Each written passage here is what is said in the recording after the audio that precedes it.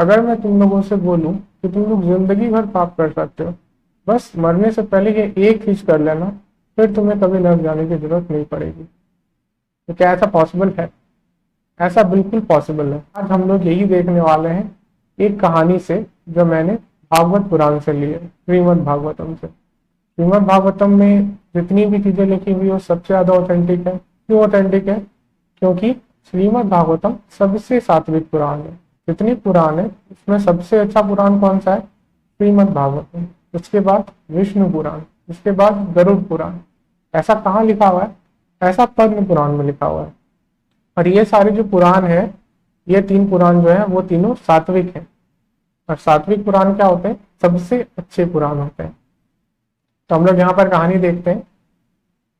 तो ये जो हम लोग स्टोरी देखने वाले हैं, ये बिल्कुल रियल है। और ऐसा तुम लोग भी फॉलो करोगे तो तुम लोग को भी कभी प्रॉब्लम का सामना करना नहीं पड़ेगा। तो मैंने इस कहानी को इंटरेस्टिंग बनाने के लिए इसको थोड़ा आगे पीछे कर दिया है। तो अभी हम लोग कहानी कहाँ से स्टार्ट करने वाले हैं? जब अजामिल की मृत्यु हो गई है और नर्क दूत और विष्णु दूत एक दूसरे से आकर चर्चा कर रहे हैं। इसी चर्चा से हम लोग कहानी स्टार्ट करेंगे, ताकि कहानी में सस्पेंस बना रहे, कहानी सुनने में भी मजा आए और साथ में इससे कुछ अच्छी चीज भी सीखी जाए। एक ब्राह्मण था अजामिल नाम का, जिसने सारे वेद पढ़े थे। उसके अंदर बहुत सारे अच्छे गुण थे। वेदों में जो भी लिखा था वो सब फॉलो करता था एंड अच्छे से अपने मन और इंद्रियों को कंट्रोल में रखता था। मन और इंद्रियों को कंट्रोल में रखने का मतलब अपने आप को कंट्रोल करना। जैसे मीट खाने का बहुत लोगों को मन करता है, लेकिन मीट खाना क्या है? पाप है। तो हम लोगों ने क्या किया? अपने जिह्वा को, अपने टंग को, अपने माउथ को कंट्रोल में रखा। और टंग को कंट्रोल करना क्या है? इंद्रियों को कंट्रोल करना है, क्योंकि टंग क्या है? सेंस ऑर्गन है। तो ये क्या हो गया? सेंसेस हो गया। इंद्रियों का मतलब ये होता है सेंसेस। और जानता था वैदिक मंत्रों का उच्चारण कैसे किया जाता है। वो शुद्ध था और अपने गुरु का भी बहुत आदर सम्मान करता था। एक बार की बात है, वो जंगल गया था। उसके पिता के बोलने पर वो क्या उसको लाना था? 2 प्रकार के घास लाने थे, कुछ फूल लाने थे और कुछ फल लाने थे। क्योंकि वो ब्राह्मण था तो वो यज्ञ करता था, मंत्रों का उच्चारण करता था, जितने भी ब्राह्मण वाले काम थे वो सारे किया करता था। घर आने के रास्ते में उसको एक शूद्र दिखा। अब यहाँ पर तुम लोग सोच सकते हो कि मैंने यहाँ पे शूद्र क्यों बोला। तो मैंने एक वीडियो बनाई थी इससे पहले भी कि कास्ट सिस्टम क्या सही है या गलत है, और तुम लोग को ये कैसे गलत तरीके से प्रेजेंट किया गया है। असल में वर्णाश्रम धर्म क्या होता है? वैसे तो वो कास्ट सिस्टम है ही नहीं, असल में उसको वर्णाश्रम धर्म बोलते हैं। वो क्या होता है, वो सही है या गलत है, और तुम लोगों को कैसे झूठ बोला गया है। तो उस वीडियो को जरूर देखना, नहीं तो तुम इस वीडियो में शक करोगे कि कुछ गलत बोला जा रहा है। तो उसने वहां पर एक शूद्र को देखा, जिसके अंदर क्या थी? बहुत ज्यादा काम वासना थी। वो उसको कैसे पता चली? काम वासना मतलब क्या होता है? Lusty desire. किसी स्त्री के संग करने का किसी को मन करे तो उसके अंदर क्या आती है? काम वासना आती है। जो शूद्र था वो बेशर्म हो गया, एक वैश्या के गले में अपना हाथ रखा हुआ था और उसको चूम रहा था सरेआम। और वो ऐसा प्रतीत कर रहा था, वो ऐसा दिखा रहा था कि जैसे इसमें कोई गलती नहीं है, ये काम करना बिल्कुल भी गलत नहीं है। और वैश्य और वो शूद्र दोनों शराब के नशे में थे, दोनों मदिरा के नशे में थे। उस वैश्या का कपड़ा भी थोड़ा लूज हो गया था। कपड़ा लूज होने का मतलब यहाँ पे क्या है कि उसका थोड़ा कपड़ा हट गया था, उसका स्किन क्या हो रहा था? एक्सपोज हो रहा था, उसका स्किन दिख रहा था। उस वैश्या को देखकर अजामिल के अंदर भी अट्रैक्शन आ गया। अजामिल के मन में जो शांत काम वासना थी, जो उसको वो कंट्रोल करके रखता था, फिर से जाग गई। और वो फिर से क्या हो गया? माया में पड़ गया। उसने अपना कंट्रोल खो दिया। वो जितनी कोशिश कर सकता था उसने उतनी कोशिश की। उसने जितने शास्त्रों के वचन उसने पढ़े थे उसने वो सब याद करने की कोशिश की। इसमें एक और चीज लिखी हुई है जो तुम लोग को शायद गलत लगे। अगेन इसका भी आंसर मैंने उस वर्णाश्रम वाले वीडियो में दिया हुआ है।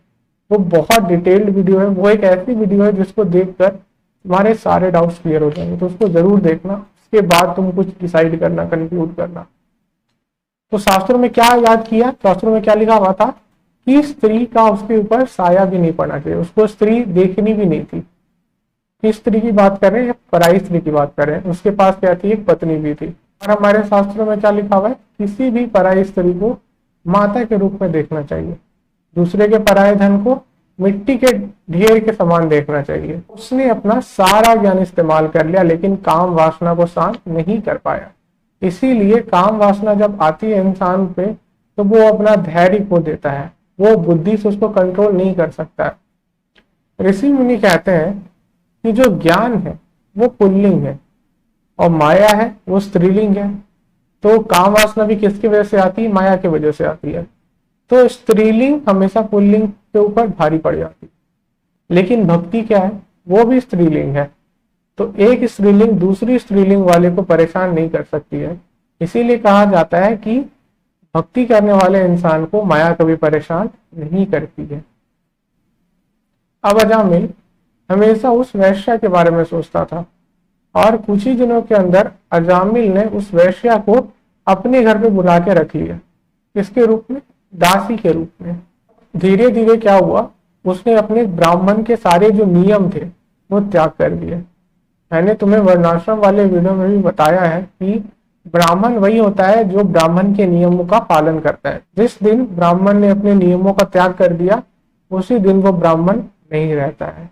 तो एक ब्राह्मण को चाहिए कि जितनी भी चीजें शास्त्रों में मना की गई है उसे ना करे और जितनी भी चीजें शास्त्रों में कही गई है करने के लिए उसे करे, जिससे वो अपना भी कल्याण करे और साथ में समाज का भी कल्याण करे। उसने अपने पिता से जितनी संपत्ति ग्रहण की थी, पुश्तैनी संपत्ति उसके पास जितनी थी, उसने वो सारी इस्तेमाल कर दी उस वैश्या को खुश करने के लिए।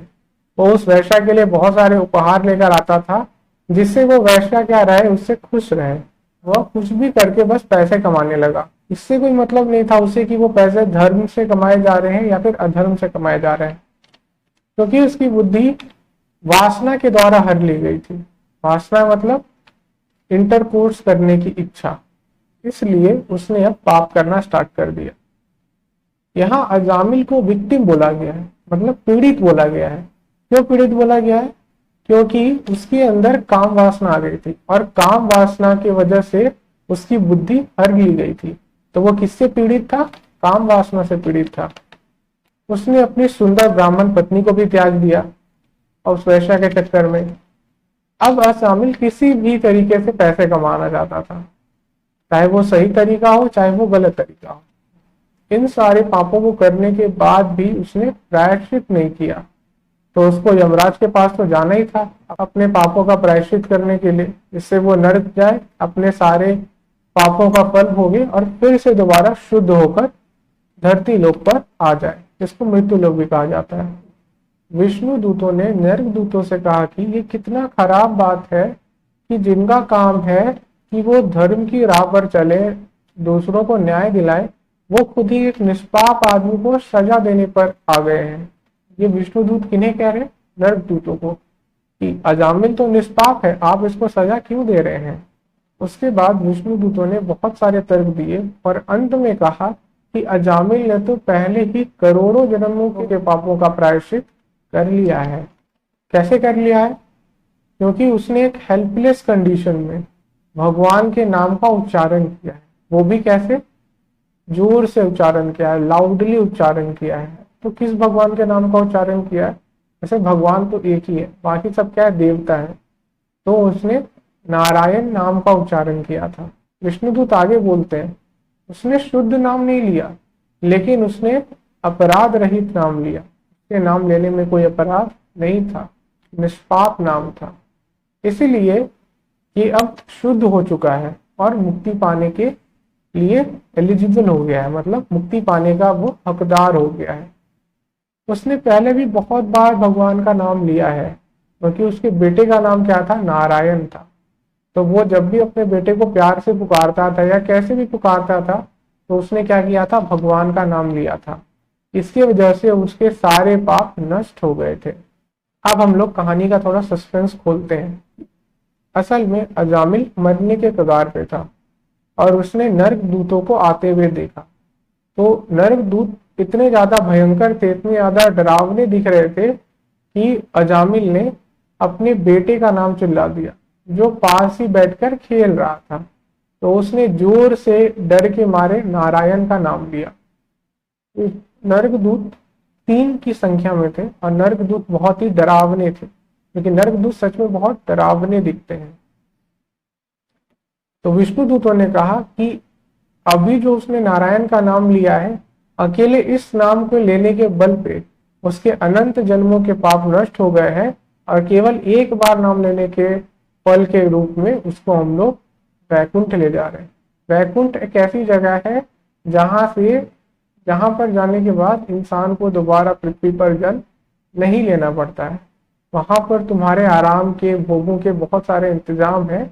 और वैकुंठ का मतलब ही होता है जहां पर कुंठा ना हो। कुंठा मतलब चिंता, जहां पर एंजाइटी ना हो, वही जगह वैकुंठ है। चोरी, गुरु पत्नी गमन। गुरु पत्नी गमन मतलब गुरु की पत्नी के साथ संबंध बनाना, ब्राह्मण की हत्या करना, गौ हत्या करना, धोखा देना, स्त्री की हत्या करना, जितने भी पाप हैं सिर्फ नारायण नाम लेने से क्या हो जाते हैं, सारे नष्ट हो जाते हैं। लेकिन एक बात याद रहे कि निष्पाप नाम लेना है कम से कम। हम लोग जितनी बार भी नाम लेते हैं उसमें मैक्सिमम बार नाम कपट से लेते हैं, इस वजह से वो निष्पाप नहीं रहता है। कम से कम निष्पाप नाम लेने के लिए हम लोग क्या कर सकते हैं, रोज नाम लेने की कोशिश करें। तो धीरे धीरे पहले तो हम लोग नाम अपराध करेंगे, मतलब अपराध से नाम लेंगे, फिर धीरे धीरे निष्पाप नाम तक भी पहुंच जाएंगे, और उसके बाद शुद्ध नाम तक पहुंच जाएंगे। तुम्हें तो बस एक बार निष्पाप नाम लेना है मुक्ति के लिए। तो दिन भर कोशिश करो, ट्राई करो, एक बार कभी निष्पाप नाम निकल गया तो तुम्हारी मुक्ति गारंटीड है। ऐसे भी जो ऑफेंस के साथ जो नाम लोगे, अपराध के साथ जो नाम लोगे, ऐसा नहीं कि उसका कोई बुरा फल मिलेगा या उसका फल खाली जाएगा। एक एक नाम लेने के फलस्वरूप तुम्हारे बहुत सारे पाप नष्ट हो जाएंगे, तुम्हारे लाइफ में खुशहाली, समृद्धि ये सब आना चालू हो जाएगी।